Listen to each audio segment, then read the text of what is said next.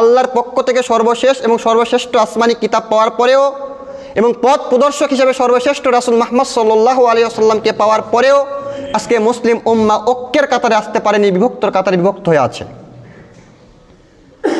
সম্মানিত উপস্থিতি, দেখেন আল্লাহ সুবহানাহু ওয়া তাআলার উসুল কি।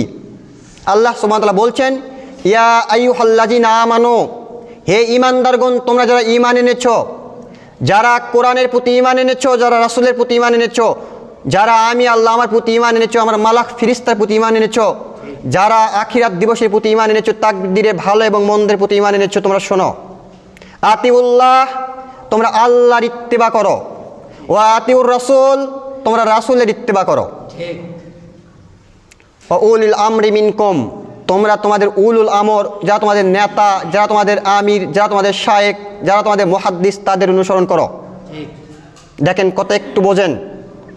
আল্লাহ প্রথম বাক্যে বললেন আতিউল্লাহ, আল্লাহর ইত্তেবা করো কোনো শর্ত ছাড়াই, আতিউ কথা এসেছে। ঠিক। দ্বিতীয় বাক্যে বললেন আতিউর রাসূল, তোমরা রাসূলের ইত্তেবা করো, আতিউ কথা এসেছে শর্ত ছাড়াই। ওয়া উলিল আমরি মিনকুম, তোমরা তোমাদের নেতার আনুগত্য করো, তোমাদের মুহাদ্দিসের আনুগত্য করো, তোমাদের শায়েখের আনুগত্য করো। কিন্তু উলুল আমরের সামনে আতিউ শব্দটি আসেনি। তার মানে যখন আপনি নেতার আনুগত্য করবেন, যখন আপনি শায়েখের আনুগত্য করবেন, যখন আপনার মাযহাবের ইমামের আনুগত্য করবেন, তখন আপনাকে তখন শর্ত দিয়ে আনুগত্য করতে হবে। যদি দেখেন আপনার ইমাম, আপনার নেতা, আপনার শায়েখ আল্লাহ এবং আল্লাহর রাসূলের মূলনীতির উপরে আছে, তখন তার কথা আপনি গ্রহণ করবেন। যদি দেখেন আপনার ইমাম, আপনার নেতা আল্লাহ এবং আল্লাহ রাসূলের আনুগত্যের বাইরে চলে গেছে, তখন তার কথাকে প্রত্যাখ্যান করতে হবে।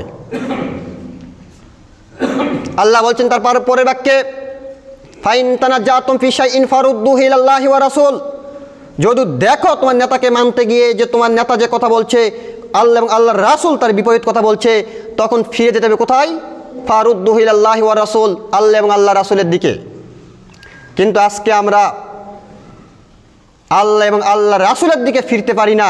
কেন? আমরা মুকাল্লিদ। এই জন্য আজকে এই মুকাল্লিদে পরিণত হওয়ার কারণে মুসলিম উম্মাহ শতটা দলে বিভক্ত আছে। অথচ আল্লাহ এবং আল্লাহ রাসূলের মূলনীতি কি?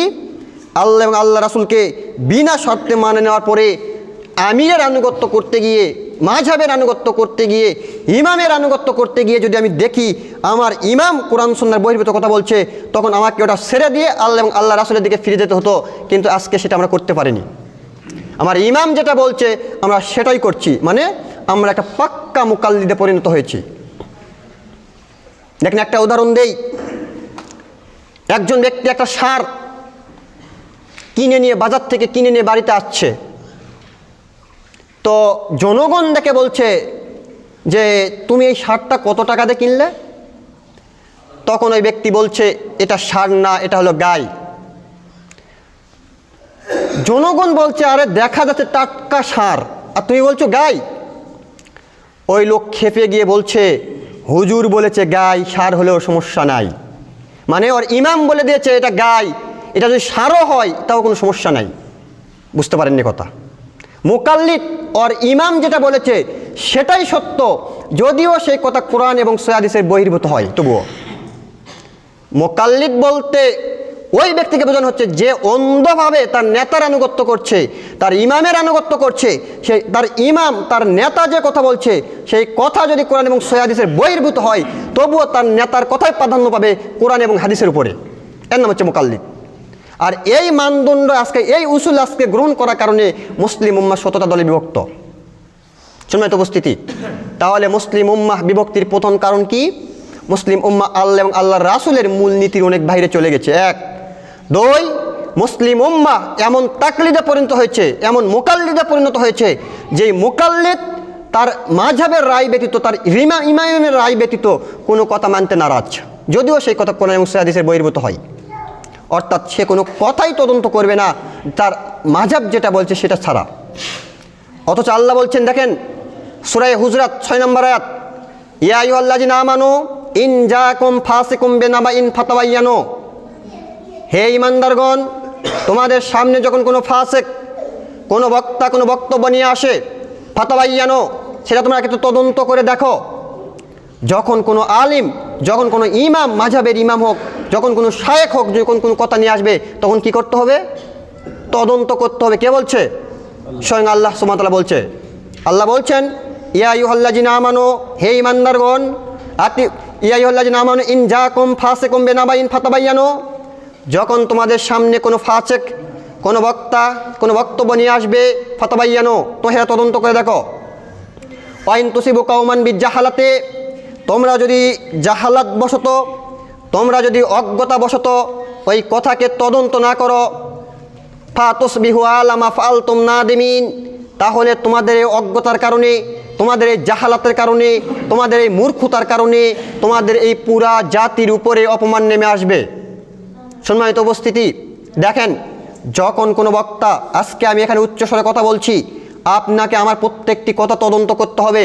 যদি আপনি তদন্ত করতে পারেন তাহলে হকের সন্ধান পাবেন। আমি এখানে ভুল কথা বলে যেতে পারি, আপনি আমার উপরে অন্ধভাবে বিশ্বাস করতে পারেন না। এই উসুল, এই মূলনীতি আল্লাহ এবং আল্লাহ রাসূলের নয়। যে কোনো বক্তা হোক, যত বড় আলিম হোক, যত বড় মুহাদ্দিস হোক, যত বড় ইমাম হোক, তার প্রত্যেকটি কথা আপনাকে তদন্ত করতে হবে। তদন্ত করার পরে যদি দেখেন যে এই বক্তার কথা, এই আলিমের কথা, এই ইমামের কথা কোরআন এবং সহিহ হাদিস পরিপন্থী, তখন তাকে কি করতে হবে? আপনাকে আগে দেখতে হবে কথা যদি আল্লাহ এবং আল্লাহ রাসূলের সাথে হয় তাহলে গ্রহণ করতে হবে, যদি সাংঘর্ষিক হয় তাহলে ফিরে যেতে হবে কোথায়? আল্লাহ এবং আল্লাহ রাসূলের দিকে। সম্মানিত উপস্থিতি, যদি আমরা আল্লাহ এবং আল্লাহ রাসূলের দিকে ফিরে না যাই, কথা মিথ্যা হওয়ার পরেও ওই ইমামের কথাকে যদি আমরা গ্রহণ করে নেই, ওই মাযহাবের কথাকে যদি আমরা গ্রহণ করে নেই, ওই শায়েখের কথাকে যদি আমরা গ্রহণ করে নেই, তাহলে আমাদের উপরে এই কর্মের কারণে অপমান নেমে আসবে। আজকে মুসলিম উম্মাহ বিভক্ত হয়েছে মানে আপনি কি মনে করছেন? তারা কি সম্মানের সাথে জীবনযাপন করছে? একদল আরেক দলকে কাফের ফতোয়া দিচ্ছে, এনায়েত আলী আব্বাসী আরেক দলকে কাফের বলছে, আরেক দল এনায়েত আলী আব্বাসকে কাফের বলছে, আপনার তাহেরিকে একজন কাফের বলছে, আরেকজন তাকে পাল্টা কাফের বলছে। তাহলে কি এটা অপমান নয়? আল্লাহর পক্ষ থেকে অপমান, যতক্ষণ পর্যন্ত আপনি কথা তদন্ত না করবেন। কারণ আল্লাহ আপনাকে বিবেক এবং বুদ্ধি দিয়ে সৃষ্টি করেছে, আপনাকে এমন ব্রেন দিয়েছে যে ব্রেন দিয়ে আপনি প্রত্যেকটি কথাকে জাজ করতে পারবেন, যাচাই করতে পারবেন, যে এই ব্রেন অন্য কোনো সৃষ্টিজীবকে দেওয়া হয়নি।